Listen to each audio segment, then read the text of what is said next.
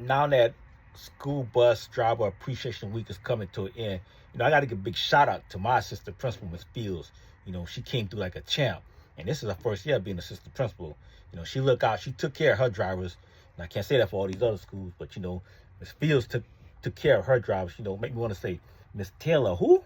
But anyway, like I said, you assistant principals in school should be ashamed if you didn't look out for your drivers, especially for this week. But well, that's your problem, not mine. But some of the things she gave us, like a student gave me this cool shirt a couple of years ago, and then Miss Fields gave me these premium socks with the little writing on it says,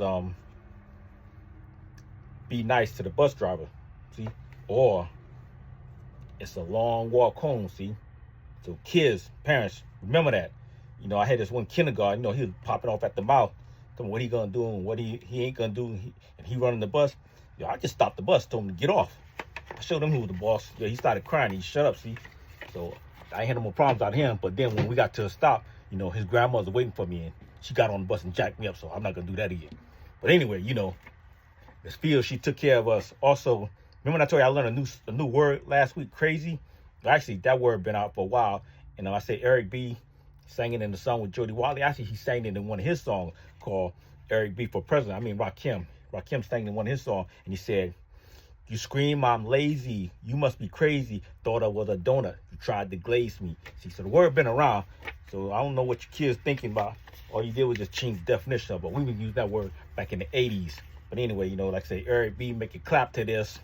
But anyway, so now that, this week is coming to an end, it was a pretty good week. And just want to thank all the people out there who support we bus drivers, because we need it. Also, we need better pay. But I'm not doing it for the money, okay?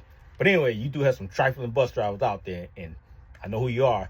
And for you parents who don't take care of your driver, like I said, some of you parents should have something for that driver every week. We know who the cheap, tight parents are. Shame on you.